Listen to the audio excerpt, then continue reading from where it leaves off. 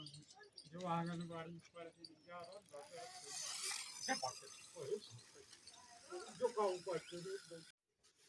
Hello guys, आज अपन एक mini car बनाने वाले हैं। देख सकते हैं अपन उसके लिए क्या क्या सामान लगेगा, सस्ती जुगाड़ में बनाएंगे आज। नंबर 1, ये पीवीसी पाइप की अपन को सीट बना लेनी है। और नंबर 2, इसके लिए 4 टायर चाहिए। नंबर 3, ये पीछे का गियर बॉक्स है मिनी कार की वो उसका। और नंबर 4, ये फेविकेट और एक स्केल और इसको काटने के लिए एक फनर गाइस और एक लीड है। अब देखते हैं बनाकर।